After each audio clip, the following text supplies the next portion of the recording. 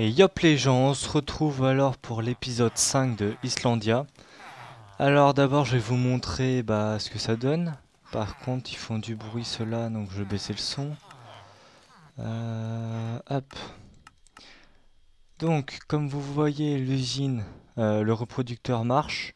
Je suis resté un peu AFK, je sais pas il y en a combien, donc peut-être qu'à venir je les ferai partir vers là-bas. Aussi, en même temps j'ai dû faire que... Mais par contre ça me stresse de pas entendre du tout de son. Euh, On va mettre à 50. Ça, c'est bon. En même temps, j'ai fait quelques modifications. Déjà, au niveau du champ, comme vous pouvez le voir, c'est plus un cercle. C'est un... J'ai agrandi ça en ovale. J'ai mis sur les côtés pour éviter de partir derrière. Vu que ça forcerait le villageois à aller derrière et à revenir. Vu que, je sais pas pourquoi là c'est tout poussé, mais vu que, en fait, avec le cercle, c'était pas encore optimisé à fond. Sinon, ici, j'ai mis un repeater, puis avec un levier pour bloquer la donnée de patate. Ça, ce repeater, il permet d'éviter que ce dropper soit full et donc vienne bloquer la cloque. Sinon, j'ai aussi fait d'autres modifications. Euh, on va remonter en haut. Déjà, du fait que euh, en fait, aujourd'hui on est samedi, donc je tourne samedi 16 et je risque de publier cet épisode justement le samedi d'après. Donc ça fait samedi 23. Et donc aujourd'hui il y a IPR qui a sorti son let's play, l'agriculture, où il fait une usine à carottes ou à une usine pour produire de la nourriture avec des villageois. Et en fait il dit dans son usine qu'il faut mettre 5 blocs au-dessus au niveau des portes. Et ça, je l'avais pas fait, donc je l'ai fait. Et aussi en même temps, j'ai mis du verre, donc jusqu'à la surface. Sinon, ça compte comme si le village était pas. En fait, au niveau des portes, il faut que vous mettiez des vitres quand vous êtes sous terre pour que le village ait une entrée et une sortie. Et si vous êtes sous l'océan comme moi, faut monter jusqu'à la surface pour que ça marche. Donc voilà, j'ai modifié ça. Ah oui, après j'entends aussi les ceux qui vont dire ouais, plagiat, pierre, usine, etc. Sauf que comme je l'ai dit, je record cet épisode au jour de la sortie du sien et, euh, et donc l'épisode précédent je l'avais déjà fait avant, donc voilà. Vous ne pouvez rien dire. Surtout qu'en plus j'ai même pas utilisé le même modèle que lui et je trouve ça normal limite au départ de faire une usine à villageois pour avoir des bons villageois pour mending, etc. Donc aussi j'avais à vous dire que donc à la base je savais pas trop quoi faire dans Islandia, si je devais faire plus du hors caméra, plus des constructions avec vous. Et au final j'ai décidé que ce serait plus du hors caméra, que je vous dirai dans l'intro donc ce que je vais faire durant l'épisode. Ensuite je le fais. Je vous montre ce que j'ai fait. Je vous explique comment je l'ai fait, de quelle façon, le principe que ça utilise, comment ça marche. Et enfin, je dis ce qu'on fera la prochaine fois, sûrement. À peu près ça. Pour les ceux qui voudraient que je construise avec vous, vous inquiétez pas, de toute façon, j'ai déjà prévu une série depuis le début, depuis longtemps, où pas à limite let's play, mais ça y ressemble un peu, donc voilà. Par contre, je vais couper les patates pour éviter qu'ils me bouffent tout. Une série où là, je construirai des machines avec vous, surtout des machines redstone.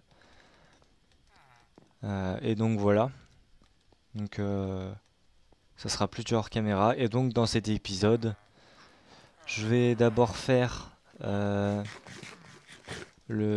ce qui est stockage de villageois après, pour pouvoir les trier, pour pouvoir tuer les pas bons, etc.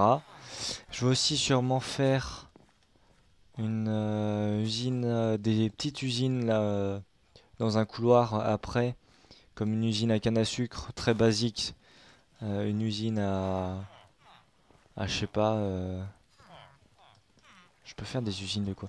Bah, en fait, des usines pour pouvoir après échanger contre les villageois, gagner des émeraudes et donc avoir plus de livres. Et aussi, la canne à sucre, c'est 2 fois plus important car vous pouvez échanger donc du papier pour débloquer plus de trades au libraire. Et donc, si ça se trouve, le livre que vous attendiez, il est au niveau du deuxième trade. Non, pas du deuxième, mais en débloquant. Et donc, ça peut permettre d'obtenir des bons villageois comme ça. Euh, Il est mort lui? Non, ok. Lui il est normal et eux ils sont à la surface. 4 ça produit bien, franchement. Je sais pas j'en ai combien, c'est ça qui m'énerve un peu. Entité 13. 13 sur 82. Là j'ai les petits avec 12. 13. Entité 36. Entité 0. Oula, attendez, j'ai 35 villageois ici. Ah ouais. Eh ben on va s'arrêter là, hein. Et donc bah voilà, moi je vous laisse pour l'intro, je fais ce que je vous ai dit et on se retrouve après. Allez, à toutes.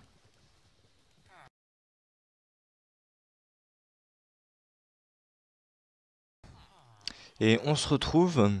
Alors comme vous voyez, j'ai un peu avancé au niveau des villageois. Donc en fait, je vais vous montrer comment je fais.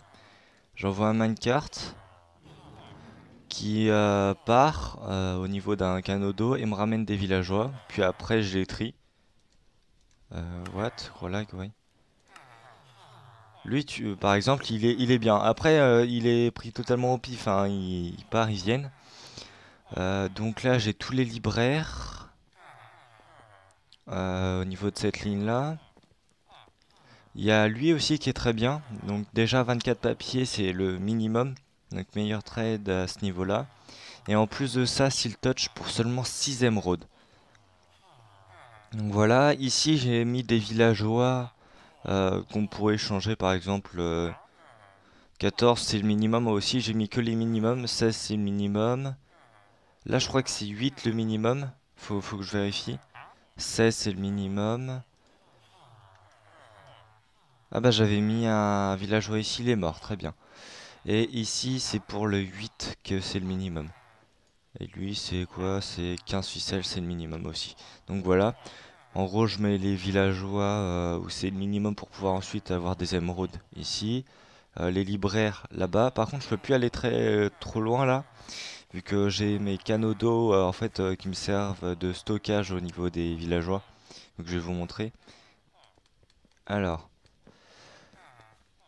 en gros les villageois ils partent. Ils vont donc ils descendent. Ils passent dans là vous entendez l'eau. Ils arrivent ici, dans ces canaux-là. Et donc après, ils se stockent. Donc voilà, il y a quand même pas mal de canaux. Et ils sont tous là. Aussi, j'ai désactivé en attendant mon, mon reproducteur villageois. Mais je vais faire un petit test justement avec vous, voir si c'est... Vu que j'aurais pas redonné de bouffe depuis le début, ils m'ont produit environ peut-être une quarantaine de villageois. Même peut-être plus. Vu qu'à la base ils étaient 3, ils ont fait 20 villageois ici, plus 30 là-bas, ouais. 50 villageois juste avec 3 stacks de bouffe. Donc je sais pas justement si c'est ça. Donc je vais aller voir. Sinon comme vous avez vu je suis passé devant une ferme à canne à sucre. Donc je l'ai construite. Je vais vite fait vous expliquer le principe après. Bah, c'est la basique que tout le monde connaît, tout le monde sait faire. Donc c'est pas super utile.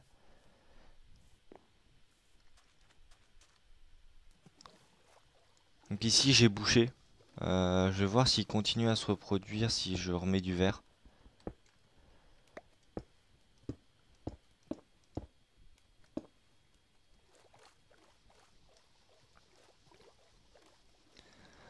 Sinon après on pourra faire quoi?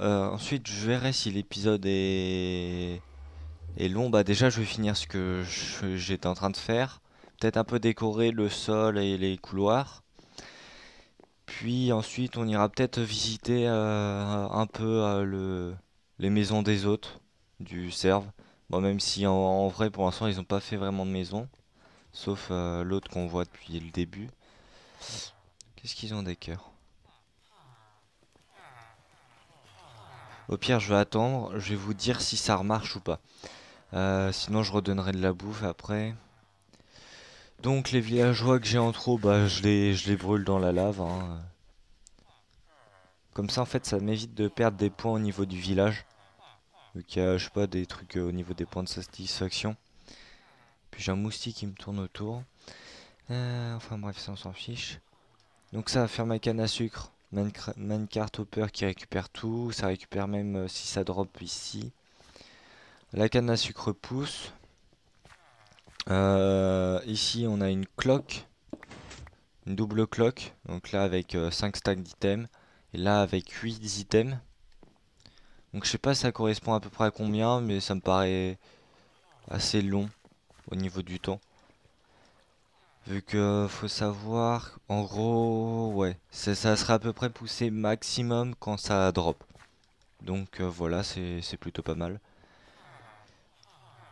Donc voilà, c'est à peu près tout ce que j'avais à vous dire, à vous montrer. Ici, j'entasse des fermiers, vu que bah, les fermiers c'est toujours utile.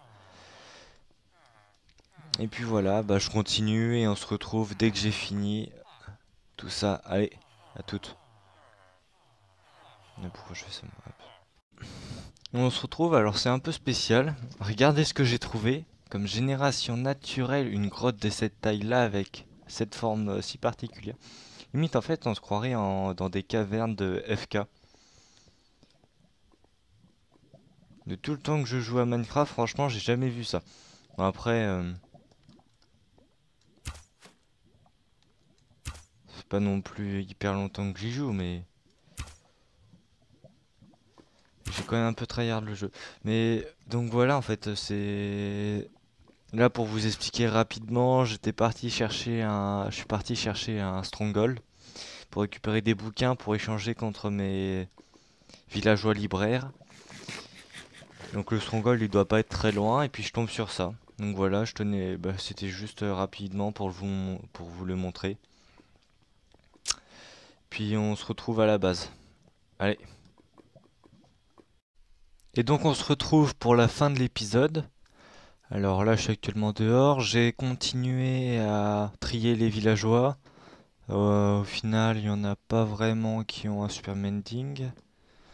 Bah, j'en ai un que dans tous les cas lui je vais le garder, c'est obligé.